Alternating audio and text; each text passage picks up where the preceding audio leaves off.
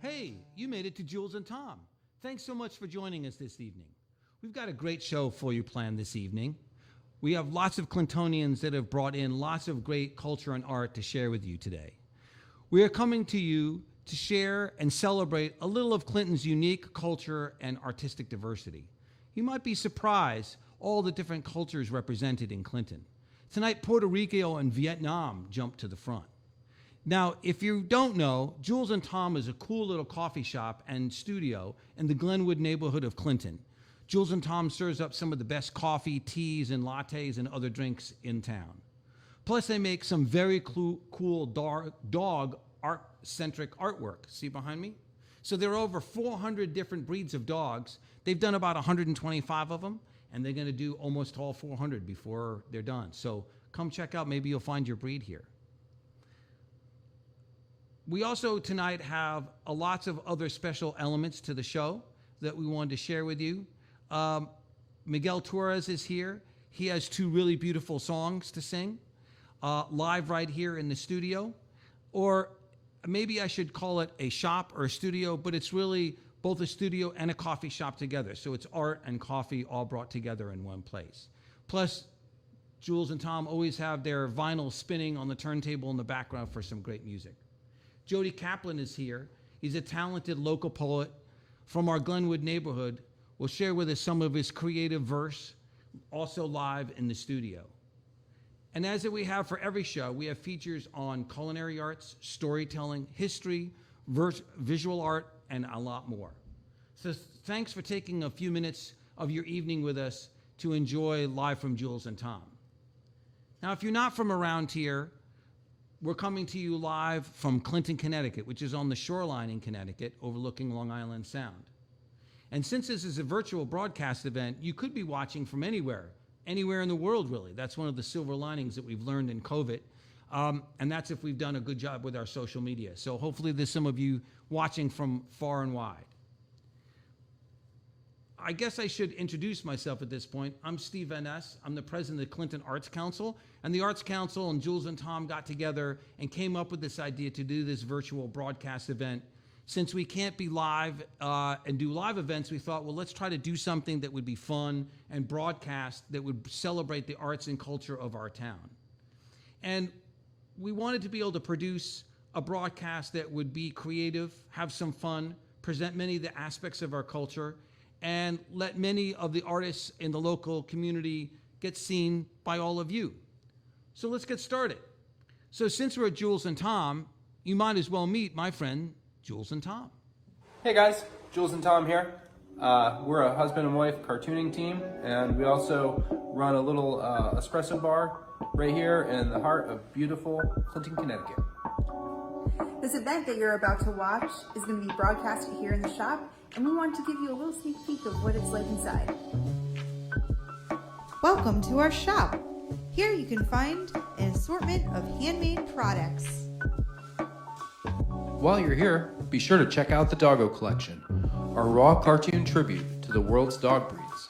We print and press them onto a variety of products, which are fun for any occasion.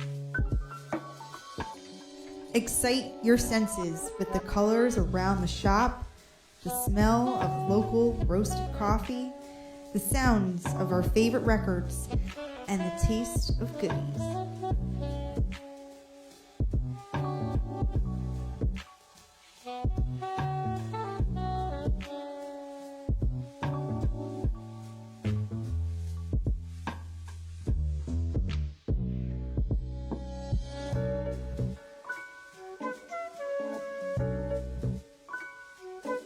The next time you find yourself in the Glenwood area of Clinton, be sure to stop on by.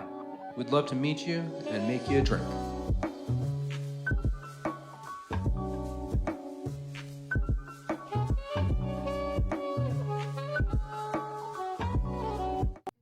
I told you, this is a great little gem of a coffee shop and art studio.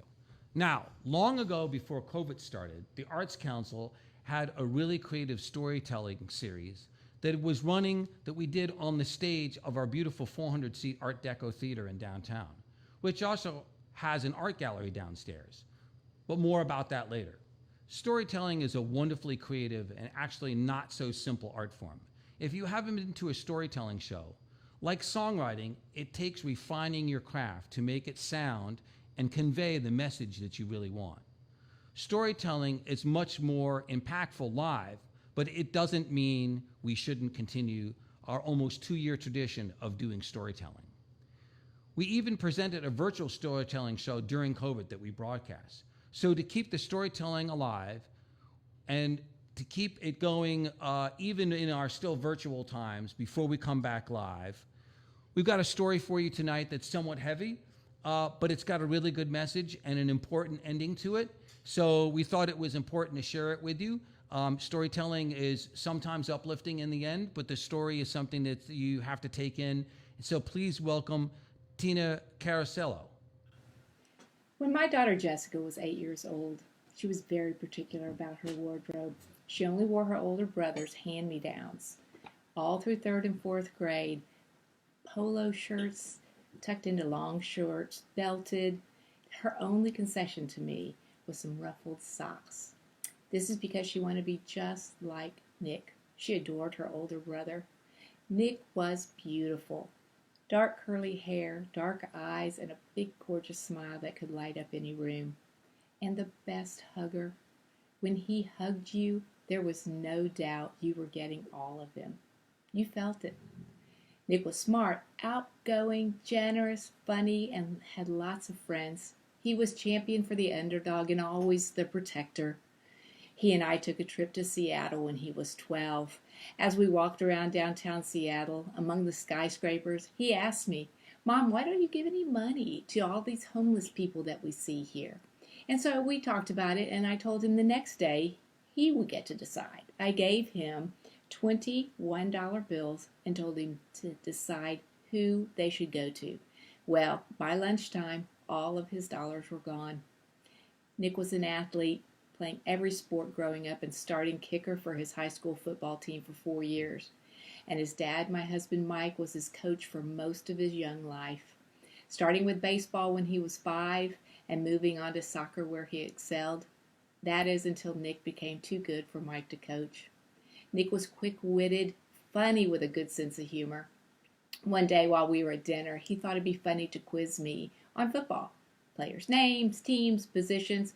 And I asked him, "What's a tight end?" He rolled. He thought that was so funny, incredulous that I did not know what a tight end is. Laughing, laughing, laughing. And when he was laughing, I knew he was feeling good. But then the laughing would stop. One day the phone rang. It was the police, and could we come get Nick? It was Halloween 2004. Nick and some other boys were at the neighborhood clubhouse. They were loud, boisterous, and drunk. But Nick being drunk was different than the other boys. He was defiant, belligerent, and angry. While the other boys sat meekly on the curb, Nick was arguing with the police, insisting that he wasn't drunk, and yelling at his father. The first time Nick went to rehab was the summer between his junior and senior year. We timed it so he wouldn't miss any football. And I thought, oh good, we fixed that. Let's move on. We don't have to tell anybody.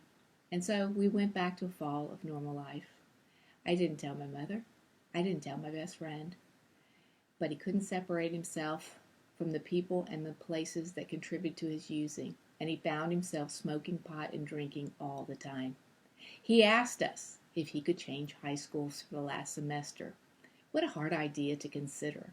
Can you imagine leaving all the people that you'd been with for so many years, friends and classmates? In an effort to stay clean, that was his request.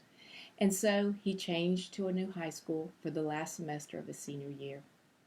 As a parent, you have hopes and dreams for your children. Because Nick was such a good kicker, he and Mike's dream was that he would kick in college. And together they worked on that dream, practicing all the time, hiring kicking coaches, putting together highlight reel to send to colleges. Nick was offered a walk-on to Division I university, but he came to us again and said, I can't go. I just can't handle that life. And then that plan for the future was gone. My way of coping, on the other hand, was to throw myself into my work. I traveled most weeks 2 to 3 nights away. When I was away, I didn't have to think about the reality of Nick's addiction, and I didn't have to talk about it.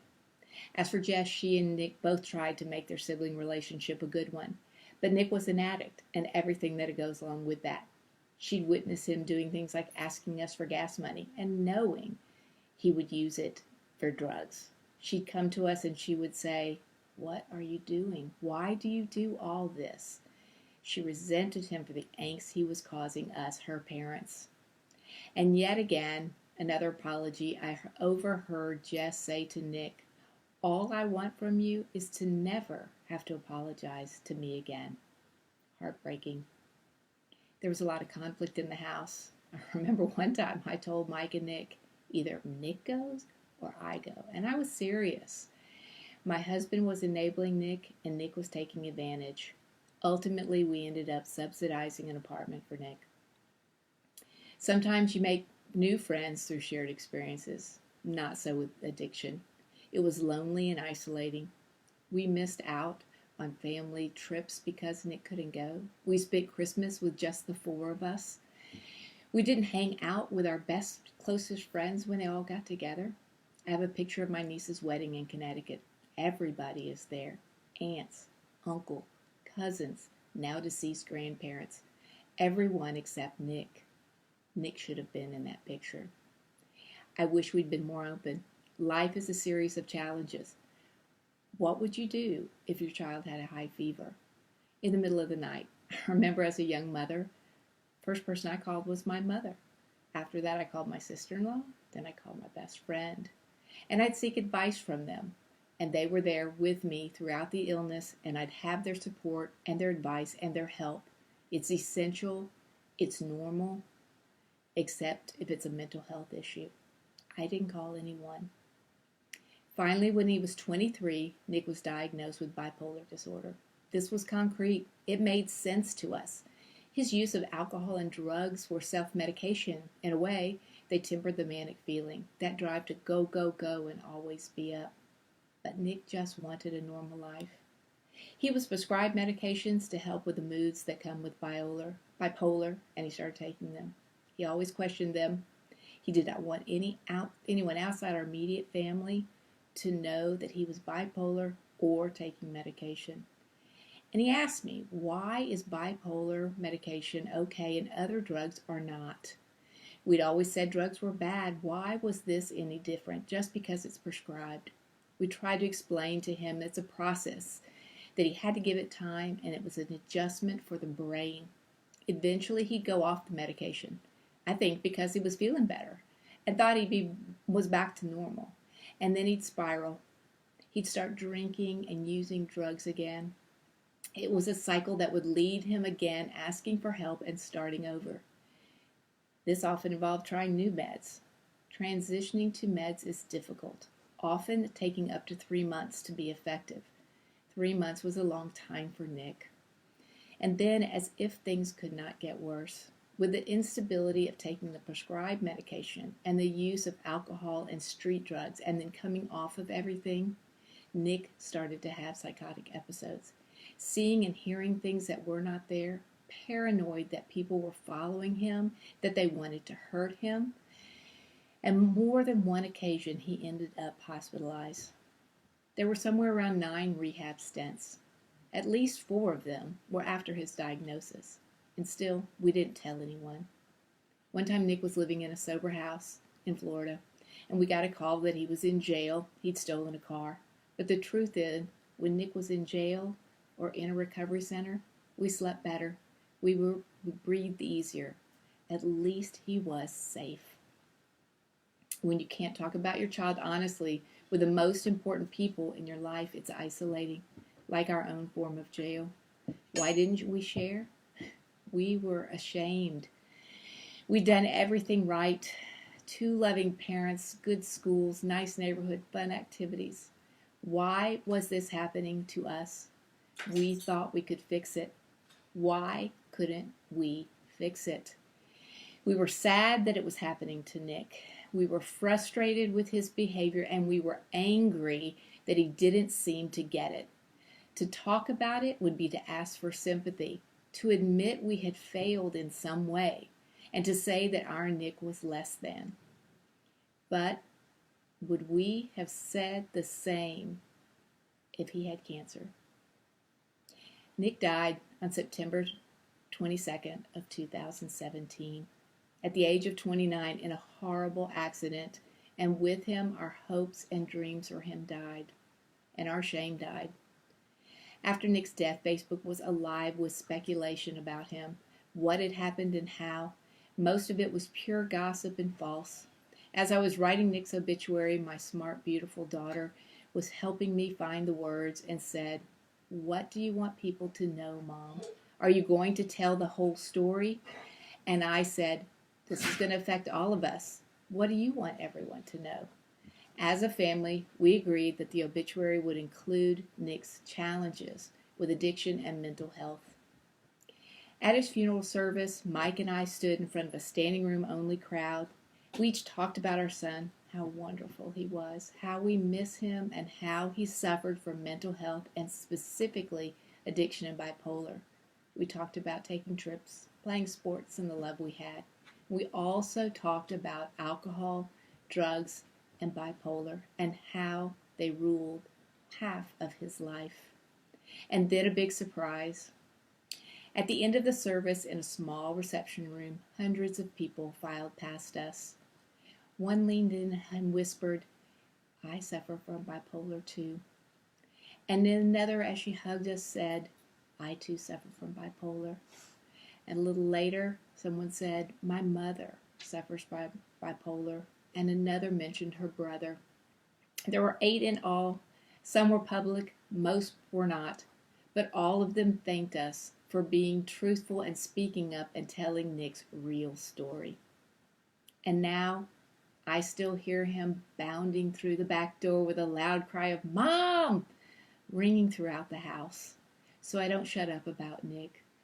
Everybody knows the real story, and I keep telling it. And the relief is tremendous and has been healing for us all. I could not love him more. I miss him every day, and I show by sharing his story. He was the champion of the underdog, and my job is to carry out his legacy. Thanks, Tina. That was really heartfelt. Now, keep watching the Arts Council social media for news on the return of storytelling shows that we have. Well, we have 4 storytellers, and it's about an hour-long show, and we'll be starting them as soon as COVID works its way out and allows us to have live shows again. Speaking Arts Council projects, First Thursday is going to start back up again in June. That would be Thursday, June 3rd, from 7 p.m. to 9 p.m. right on Main Street downtown. Lorraine Semister is the driving force behind First Thursday. She knows so many artists and matches them with local businesses for a great evening of strolling around Main Street and watching music and being in local businesses. By the way, First Thursdays are done all over the country on main streets in cities and towns, bringing together the art, food, and retail businesses. So keep watching for more local media about our first live in-person event in almost 2 years that we're going to have on June 3rd. Now, for the really important part of the show, Live from Jules and Thom always wants to pay it forward and give back. So each month we have a different charity we want to support. This month, Family Helping Families is a truly grassroots Clinton, boots on the ground charity, making it possible by the driving force of Minor Vincent, who recently won a state citation for his work with Families Helping Families. He is Family Helping Families, but the money and food that you donate is what really makes it possible. So thank you, everyone in Clinton. They do amazing frontline work for people in need all over town. The food you donate all goes to the Clinton Food Pantry. The dollars you give go to 4 outreach programs that they run. energy assistance, food for Clinton programs. Minor told me that he collects thousands of dollars every week and has become an expert at buying food wholesale, way more than what you can buy. So donate the money rather than the food because it goes a longer way. The third is Families to Families program, which includes the community garden, bringing fresh produce and fruit and vegetables to people that couldn't afford it. And finally, Clinton Kids Initiative. On the screen is a link to their donation page. I'm going to challenge all of you to donate what you can by giving $50 right now. I'm going to give $50. Well, as soon as I get off the broadcast, I'll give the $50. So thanks, Minor, for all that you do, and I hope you can all join me in contributing to Family Helping Families. They do so much for our local community. Now, before we get to the culinary arts part of the show, here's a quick few this day in history that we did last time that everyone seemed to like, so we'll try to do it again. So this day in history on May 16th, the United States Congress established the nickel in 1866. In 1860, the Republican Party nominated Abraham Lincoln. Pharmacist and root brewer Charles Hires invented root beer. In 1929 was the first Oscars for silent movies. They said silence is golden. And Muhammad Ali won his first heavyweight title. Okay, culinary arts. Food can be for sure an art form. Well, not always every night at your dinner table, but maybe sometimes. But the culinary arts in Clinton are alive and well. Each month we feature a restaurant in Clinton. Now remember I mentioned Vietnam earlier in the show? Well, our restaurant this month is actually not a restaurant. It's a local market. Actually, right next door here from Jules and Thom's in the Glenwood Market. Owners Van and Hung Phan serve some of this very special Vietnamese food to go. Perfect during COVID. Let's take a look.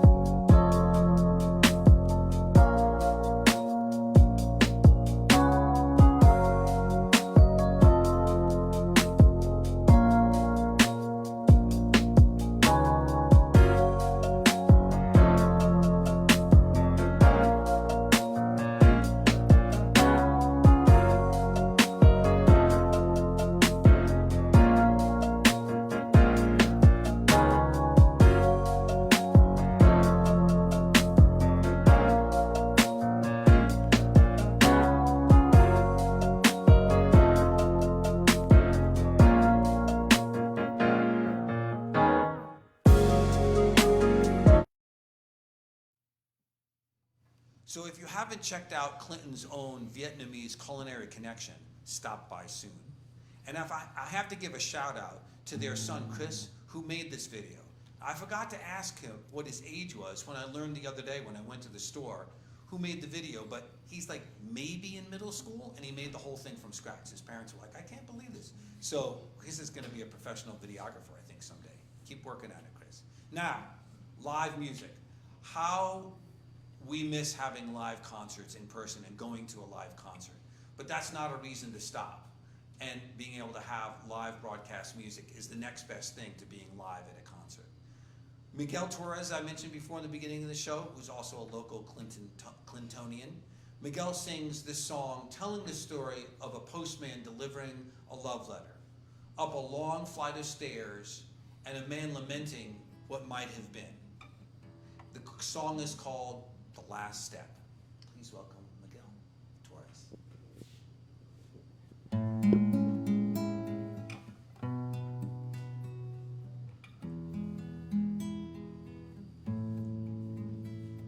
Paso a paso cuando subes la escalera, voy contando hasta que llegas al final. Y y en el último escalón frente a mi puerta te detienes sin querer entrar. Tengo celos de la calle en que caminas, de ese sol que te ilumina y te baña con su luz. Tengo celos, vida mía, del teléfono al sonar, de las cartas cuando llegan, que no las puedo mirar. Tengo celos de todo en la vida, que tu cariño me pueda robar.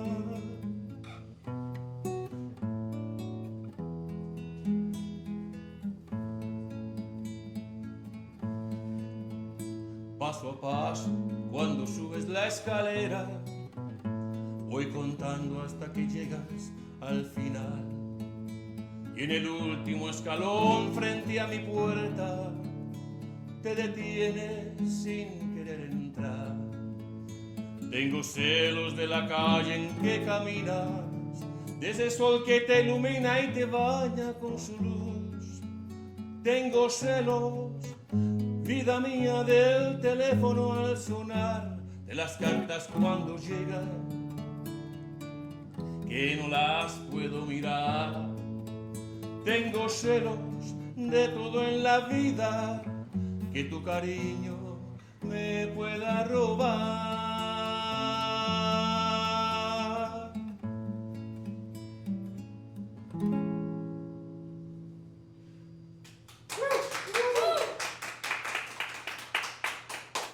Hey, good evening. My name is Carrie Allen, and I am Programs Director at the Clinton Historical Society. And tonight I'm here to share a small story in history. Part of this is occurred in Clinton, but the larger story was in the state of Connecticut, then the colony of Connecticut. It's a very familiar story, but it's something that none of us attribute to Connecticut, even though it started here. The story of witch hunting and the persecution of women for the art of witchcraft was really began here in Connecticut in 1642, a good 50 years before the Salem witch trials. The first woman accused for what they called giving entertainment to Satan was a woman in Windsor. And then from Wethersfield to Fairfield across the state, 14 women were accused of witchcraft, were persecuted, and were executed. Then 50 years later came the Salem witch trials, which we're much more familiar with. By the time Salem came to this practice of hunting down witches, as we had done before, our Governor Winthrop had already decided that this was behavior unbecoming and that we would stop doing such, and it would no longer be a capital offense, but anyone accused of witchcraft would be allowed to flee persecution or simply be charged with lesser crimes. This was called the First Panic of the New World, and it took Connecticut by storm. Half of the accusations in the New World of witchcraft occurred here, even though Massachusetts was a far more populated state. And then there's Clinton's story, which I'm going to have to read to you. It occurred on Waterside Lane, and it was recorded in the book on your right-hand side that is available in Henry Carter Hall Library called Clinton, Its Old Houses and Legends.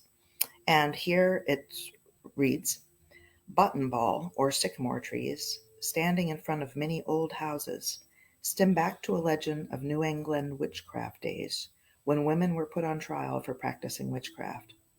One was hidden in an attic on Waterside Lane until the mania subsided. Finally, when she was told by the homeowner that she could leave safely, this woman thanked the homeowner for the food and concealment and said, quote, I am really a witch, and I was flying around the country on a broomstick. I am a good witch, for there are good witches and bad ones. Thereupon, this woman stuck her broomstick into the ground, saying, quote, a tree will grow which will shade the house and bring good luck.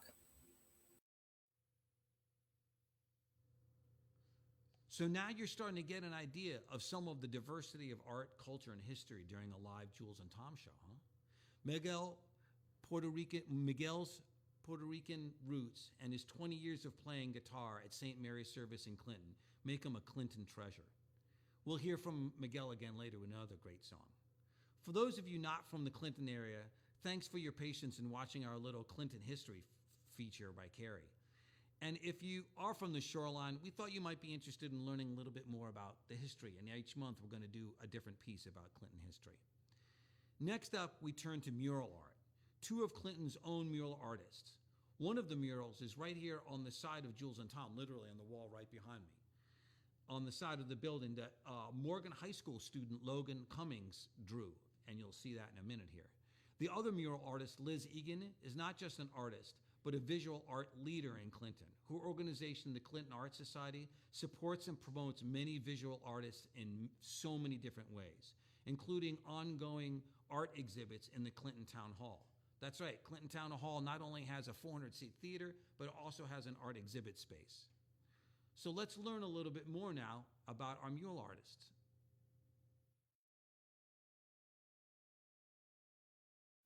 Hello, I'm Eileen O'Donnell, and I am part of the Clinton Arts Council, and this is In the Artist's Studio. Today we will be interviewing two Clinton muralists about their work. Come and join me. Liz Egan is a Clinton artist and the president of the Clinton Art Society. And I was very excited, Liz, to see the new mural being painted at the new Pica Chica Mexican restaurant downtown on Route 1. And I would love to know how that came about. Well, I had been talking with Minor Vincent, the president of Families Helping Families, about doing a Clinton-based mural where I would do sort of a giant Welcome to Clinton postcard, a vintage postcard on the side of a building. And Mari Lee, the owner of Pica Chica, is on the board of Clinton Families Helping Families. So out of the blue, I received a message from Mari, would you be interested, or would Clinton Art Society be interested in painting a mural on the side of her new location? And I put together some different drawings for Mari, like this, different ideas, both things. One which had to do with Clinton scenes, and then one that this is based on Mexican Talaveras pottery. Yeah, so it's beautiful. Colorful ceramic pottery.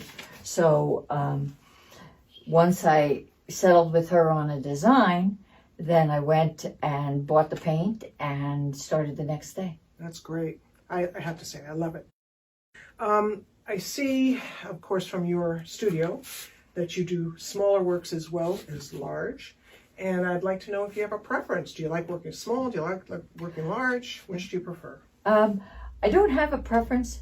I mean, having the opportunity to paint large and paint a mural is not something that comes along every day of the week. Right. And so it was my honor to be able to do this and be able to do something I really, really love. Can you tell us a little bit about the Art Society, since you are the president? Just tell us and give us a little information about that. Yep. Clinton Art Society is all artists from all media. So we have painters and printmakers, sculptors, people who do what we call mixed media, collage, and people who just draw. And we are a member-based organization. So for $25 a year, there's all kinds. We have year-round exhibitions, and then we also have demonstrations, workshops, and we have a weekly. Since the pandemic, we've done a lot of virtual. We've taken our whole programming and made inroads with a digital thing by having a Zoom-based art critique on a weekly basis. You and your husband, Paul, the bike guy, have a strong belief in giving back to the community. And on behalf of the Clinton Arts Council, I really want to thank you for all of your work, your beautiful art, and I can't wait to see that mural finished. Thanks. Hi, Logan. Logan Cummings is a young artist environmentalist who has done a mural on the side of the Glenwood Shopping Plaza. And he did a fabulous environmentally conscious mural. And I wondered how you came up with that idea. All right, so at first I was offered the opportunity to even do the mural. And, I didn't really know what direction I wanted to take it in. So eventually I decided on something that delivered a message that was, positive, but also, actually said something. So just 20 minutes before actually meeting to conceptualize and plan the project, I came up with the idea of the octopus floating around with the trash, because I figured that it would be more simple and just visually appealing. So, and also while, also being upbeat and lighthearted, because it's hard to make a nice message about the environment without being, very bleak. So once I came up with that concept, I met with Nikki about it, and she's the owner of the shopping plaza? Yeah. Yes. So, I talked about it with her, she liked it, and, then I got to work. Well, I think it looks fabulous, and I love the message. All right, thank you. I wanted to ask you, well, I know that you went through the Clinton school system and that you've just completed your freshman year at UConn, Yep. right? And what are you studying? So I'm majoring in art. So I'm planning on concentrating in graphic design as of now, but I'm going to be taking a few photography and video classes before I actually have to declare what my concentration is going to be. So I might switch to video. I just have to see how it goes. Well, you can definitely give me some pointers. Thank Yep, you. I'd love to help. Man alive. So you have shown me other of your, other works of art that you've done. Yep. And I have to say they're very fanciful, they're very imaginative. And where do these ideas come from? Well, thank you. I pretty much just do whatever I think is either cool or fun. Usually my art revolves around either an animal or a person. I don't really care for landscapes or like natural subjects too much. And I like to do something that's more surreal than just, a regular drawing of a dog. So pretty much whatever weird ideas I come up with. Half of my animal drawings are just based off of puns. So just stupid jokes. Yeah. Because it's, I just think it's a very fun sort of topic to work with. It comes out looking pretty cool, and also I can show someone, tell them the title, and, it's also just kind of funny. So it's just my sense of humor going into my work. Yeah, good. I really enjoyed them. Thank you. So, very much so. Well, I want to thank you for your art and your commitment to the environment, and I hope you keep that up. I will. We know the help we can get. I got it. And I wish you much success at UConn and all your future art endeavors. All right. Thank you so much. I appreciate your time. Thank you. Well, I hope this inspired you all to go out and experience public art. Till next time.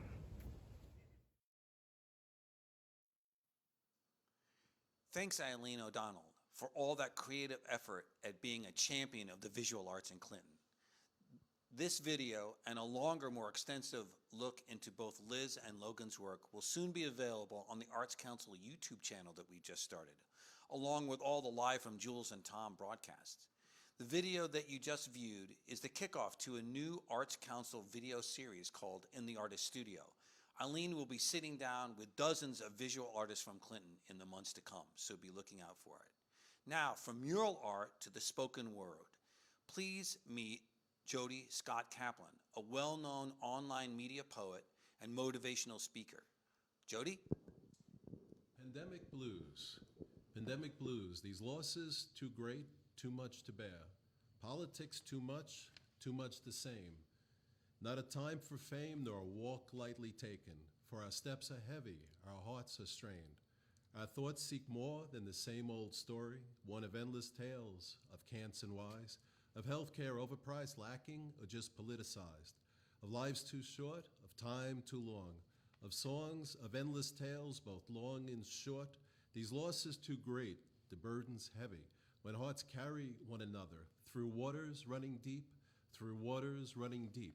The sun will shine once more, my friends, the coffee shared with lighter tales. Yet the table now set leaves hearts still heavy, still waters run deep, when there's no time to rest, when there's no time to rest. Pandemic blues, a heavy burden, one where all see challenges to bear. to bear and carry past the shallows. Still waters run deep when hearts are challenged for breath. It tears me up, these lines I sing, when all should be united, yet divided the story.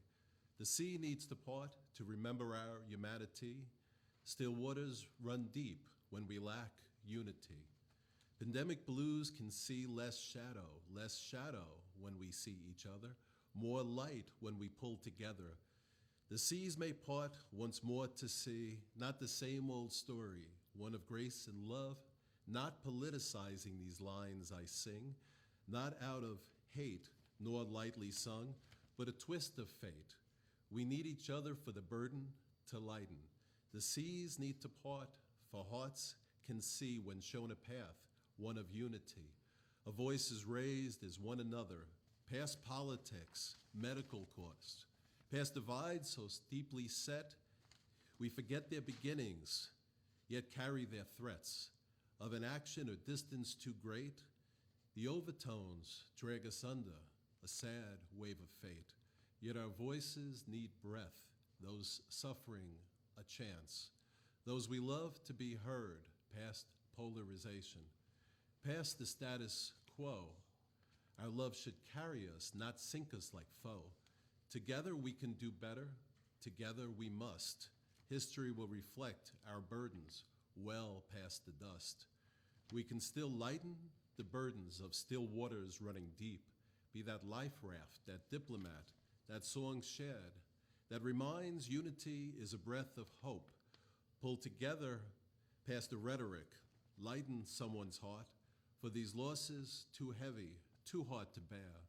United, they're lighter, though challenged still, history will reflect an iron will, one of pulling together for our fellow man, not lost in the same old story, a political frying pan.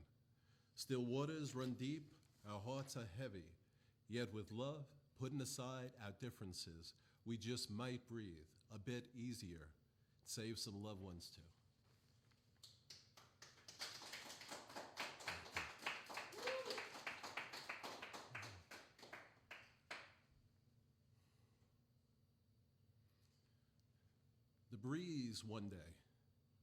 The breeze one day whispered softly, "Where are my friends? Where are the clouds? The blue skies so brilliant, they invite sunrise to paint.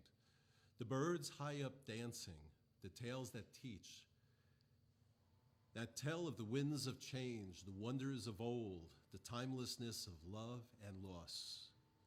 The light that whispers on through hearts kept there like lockets, tales of yesterday, stored in the earth cycles itself, spring's renewal, fall celebration of change, of preparation, winter's crystalline gifts. Though chill, they warm our hearts. Summer simmers as if a celebration, a song of wandering, of bounty, of love found.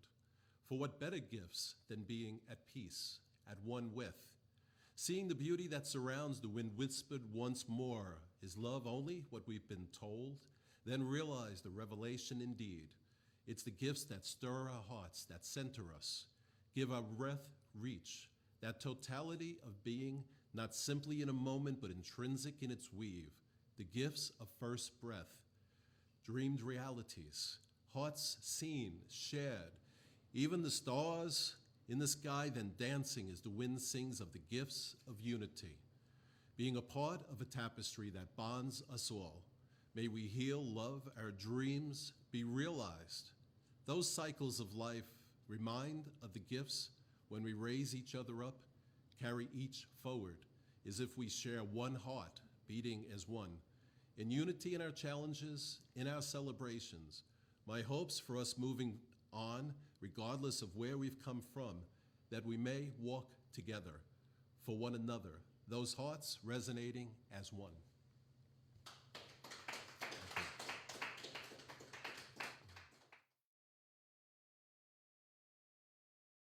Hey guys, welcome to the show tonight. We are really excited to be broadcasting here live, and we wanted to show you a little special treat that we serve here in the shop. One of our favorite drinks here, and one of the most popular ones is called the Special Chocolate Milk. And if you haven't had it yet, definitely recommend it. So if you like chai, which is spicy, caffeinated, oat milk, and some chocolate, it's a pretty good combination. So come on down and give it a try.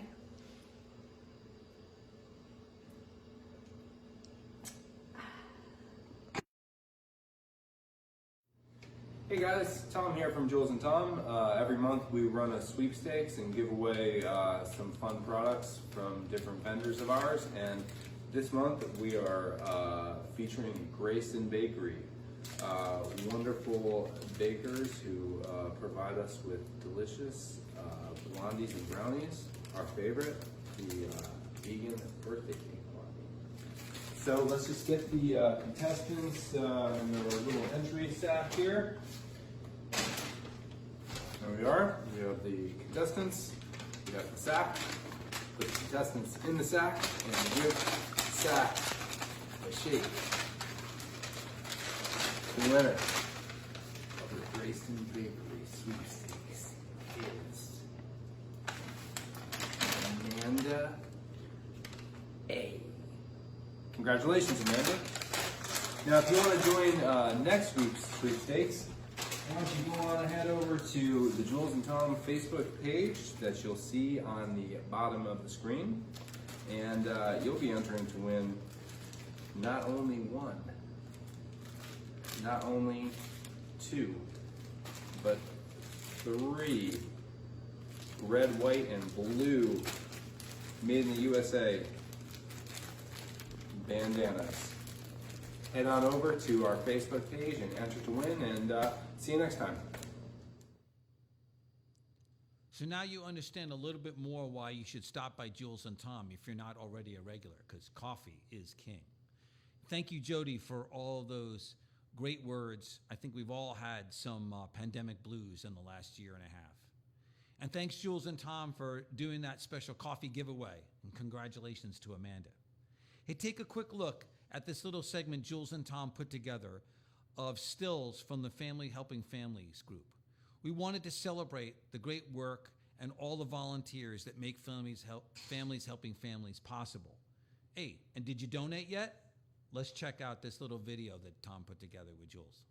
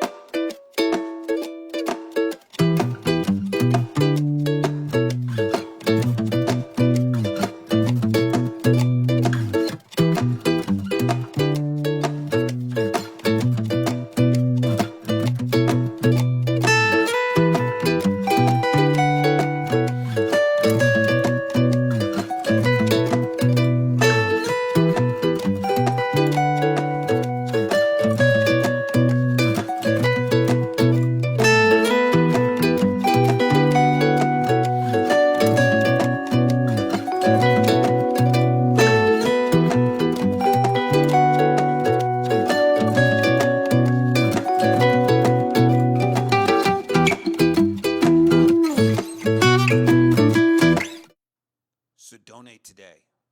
So once again, please enjoy Miguel Torres' song, Old San Juan.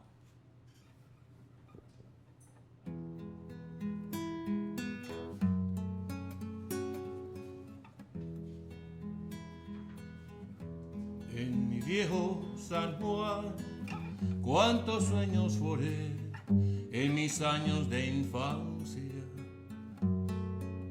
Mi primera ilusión y mis cuitas de amor son recuerdos del alma. Una tarde partí hacia extraña nación, pues lo quiso el destino. Pero mi corazón se quedó frente al mar en mi viejo San Juan. Adiós, Borinquen querida.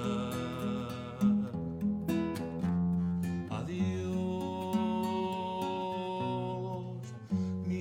del mar. Me voy, ya me voy, pero un día volveré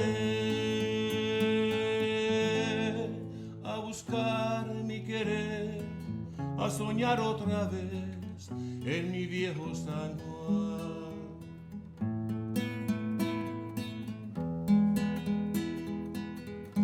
Pero el tiempo pasó y el destino burló mi terrible nostalgia y no pude volver al San Juan que yo amé, pedacito de patria.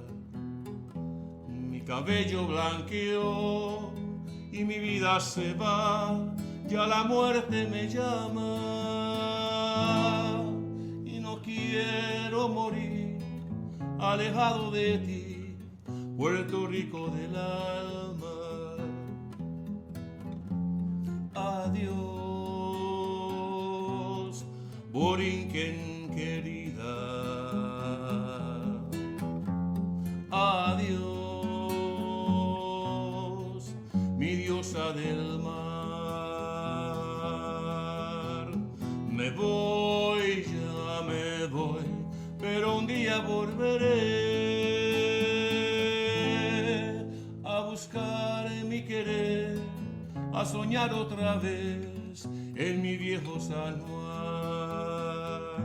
a buscar mi querer, a soñar otra vez en mi viejo San Juan.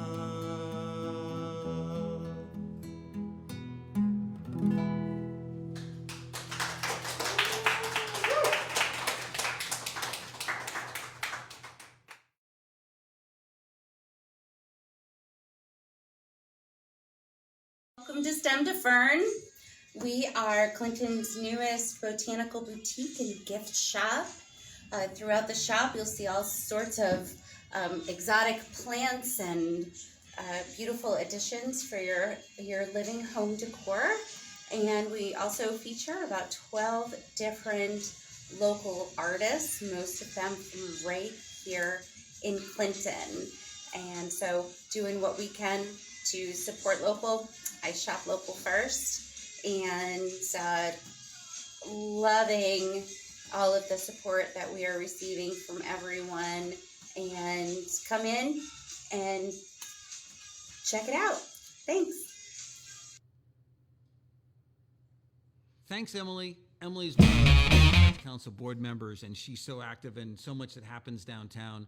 She's also a big part of what happens on First Thursday.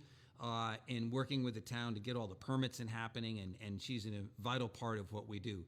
And her store, Stem to Stem, is great, and it's a great celebration of art on Main Street. So you should go down and check her out if you haven't been there yet. Great gifts you can get. And Miguel, thank you so much for that song. Miguel tells me that San Juan was actually the original name of the island of Puerto Rico. So that's our show for this week and this month. We'll have another one next month in June. We haven't decided the date yet, so you have to watch your social media, and we'll be putting it out to everyone. And there'll be a new piece of art that Jules and Thom will create, because every poster is new and different. And I'd really just like to thank everyone that contributed to every show tonight. Special thanks to Jules and Thom, who are right behind me on the other side. They do all of the switching and all the audio to make everything work, all the production side of it, to make everything possible. So we couldn't really do it without their vision with me of how to do everything. We'd just like to thank all of you for spending an hour with us on the Sunday evening. Thanks for joining us so much. Give back to Families Helping Families. Have a great week. See you next month, and good night.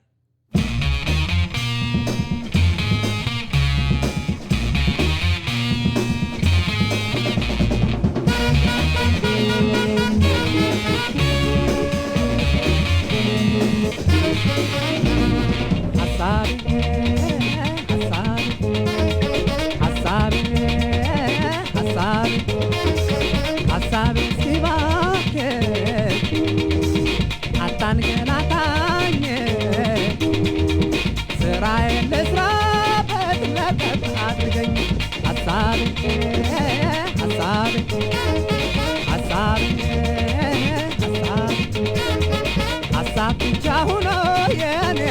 መሰረቴ ሀሳብ ብቻ ሆኖ የኔ መሰረቴ ስጋዬን ጨርሶ አስቀረኝ ባጥንቴ አምጬም አልወልደው ሀሳብ ተሸክሜ አምጬም አልወልደው ሀሳብ ተሸክሜ መልኬን ላወጠው ተሰበረ ቅስሜ ሀሳቤ ሀሳቤ ሀሳቤ ሀሳቤ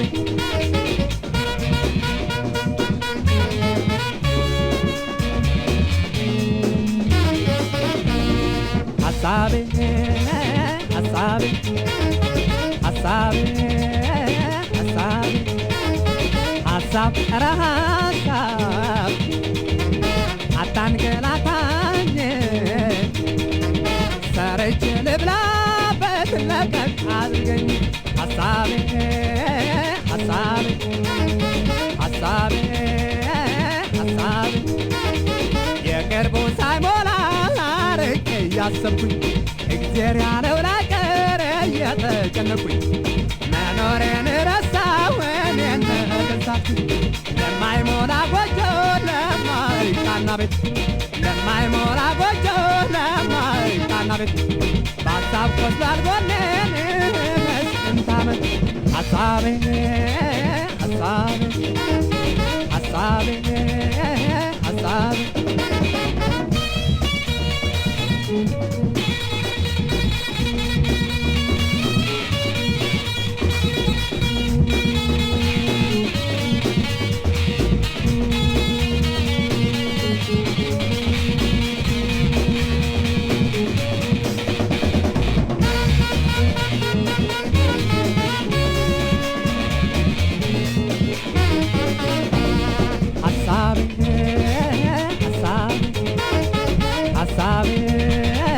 ሀሳቤ ሀሳብ ኧረ ሀሳብ አታንገላታኝ ሰርቼ ልብላበት ለቀቅ አድርገኝ ሀሳቤ ሀሳቤ ሀሳቤ ሀሳቤ እንዲህ የማስበው እስኪ ሰበር ቅስሜ እንዲህ የማስበው እስኪ ሰበር ቅስሜ ለየትኛው ቀን ነው ለየትኛው ሀሳብ ኧረ ሀሳብ አታንገላታኝ ሀሳብ ኧረ ሀሳብ አታንገላታኝ ሰርቼ ልብላበት ለቀቅ አድርገኝ ሀሳቤ ሀሳቤ ሀሳቤ ሀሳቤ ሀሳቤ